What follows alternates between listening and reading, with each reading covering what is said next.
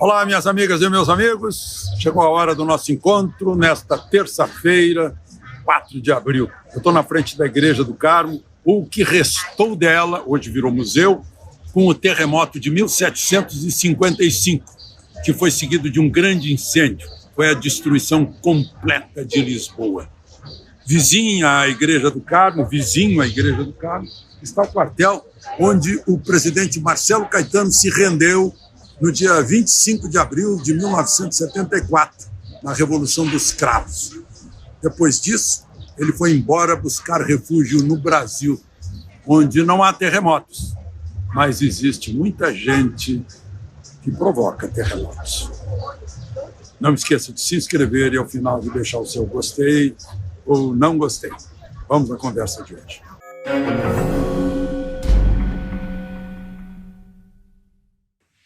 Pois é, já temos um terremoto, mais um, né?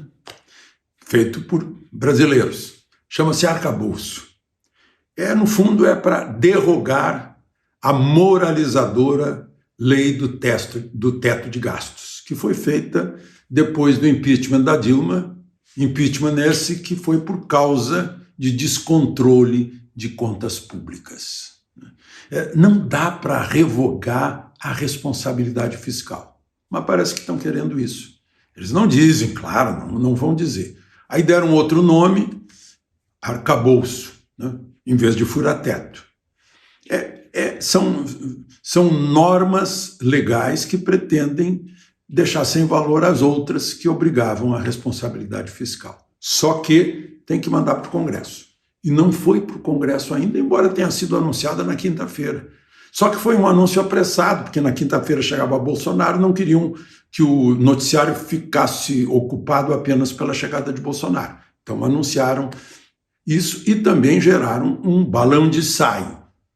Nesse balão de ensaio, economistas começaram a se pronunciar, fizeram as contas, viram que não batia, né? Afonso Celso Pastore, que foi presidente do Banco Central, disse, olha, isso aí é licença de gastos, é licença para gastar. Vai gerar o quê? Uma alta brutal de impostos. No dia seguinte, o próprio ministro da Fazenda, Fernando Haddad, confirma que precisava de mais 150 bilhões de receita, ou seja, vai cobrar mais 150 bilhões dos brasileiros. Esquece que tem um negócio chamado curva de Laffer. Quanto mais imposto se cobra, mais se desestimula o pagador de imposto. Ele para de trabalhar, para de produzir, para de comerciar, né? E para de pagar, sonega também. Então, isso chega a um ponto que começa a gerar queda de arrecadação.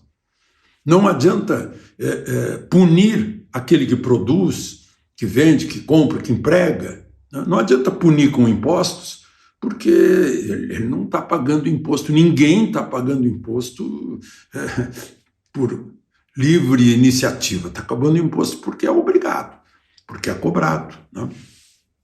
150 bilhões. Mas como está vendo que o Congresso não está lá assim para governo, né? O Congresso saiu das eleições com 60% a 70% de centro-direita e temos um governo de esquerda. Né? E esses de centro-direita que quiserem ouvir o canto da sereia lulista, certamente vão pensar que a rede social está em cima para botar o carimbo vendido. Não? A gente já conhece alguns, né? E tem gente aí que a gente já conhece há muito tempo. O Rodrigo Pacheco, por exemplo, lá no Senado fica trancando as coisas. Está lá uma comissão parlamentar de inquérito com número suficiente e ele está empurrando com a barriga. Diz que é para depois do Carnaval, que é para depois da Páscoa, né? Mas quem sabe? Ele já arranjou uma viagem aí para o exterior. Aliás, eu falei em Carnaval por engano, mas não é por engano. É porque aqui no Brasil tudo começa depois do Carnaval, menos no atual governo, que está falando em começar depois da Páscoa. Né? Quando tiver 100 dias de governo, ele começa. Será? É que o governo está de olho no Congresso, sabe que esse Congresso, ele não pode confiar que todo mundo vai votar sim, senhor, presidente da República. Mesmo ele tendo levado um monte de deputados e senadores de outros partidos que não o PT para dentro do governo, para ver se agrada, né? Esses deputados e senadores que foram para lá desagradaram seus eleitores, que os elegeram para representá-los na Câmara e no Senado. E, no entanto, eles não fizeram isso. Eles foram se empregar no Poder Executivo, ficando com um chefe apenas e não os chefes que votaram neles, né? Então, tem essa coisa. Tem outras coisas difíceis. A gente viu aí o presidente Lula, deve ter visto o Datafolha, mostrando que o otimismo está caindo e o pessimismo está subindo, e nota isso dentro do Ministério. Foi lá e pediu, na reunião ministerial de ontem, pediu, olha, vocês têm que ser otimistas, têm que divulgar o otimismo, não pode ficar se lamentando, né?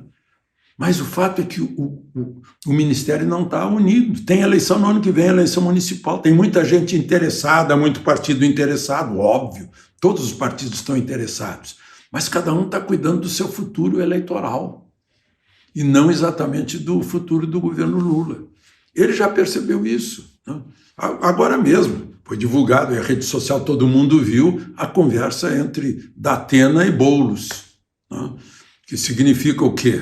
É racha dentro do apoio, suposto apoio ao presidente Lula. Datena com aquele chapeuzinho, aquela gravata aqui embaixo, falando, pelo jeito, no escritório dele, mostrando quadro, foto de Fidel Castro, aquela coisa, né? Uma conversa que todo mundo ouviu.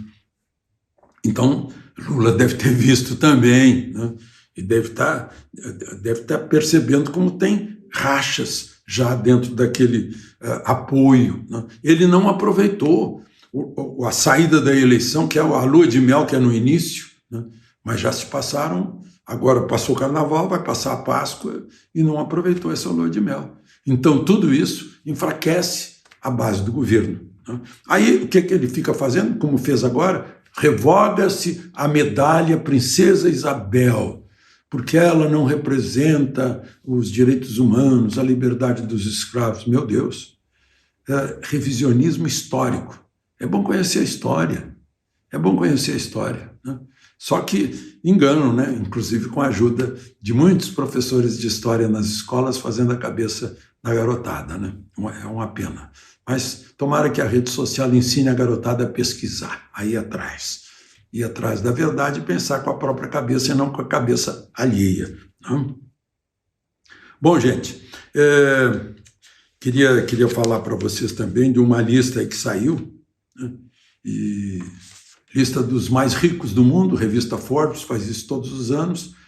Aqui no Brasil inverteu um pouquinho. Saiu o Lehman do primeiro lugar e entrou uma mulher, uma Safra, a Vicky Safra, da família Safra, do Banco Safra. E o Lehman ficou em segundo lugar, o Jorge Paulo Lehman. Ela, a Vicky Safra, com 16 bilhões e 700 milhões de dólares, e o Jorge Paulo Lehman, com 15 bilhões e 800 milhões.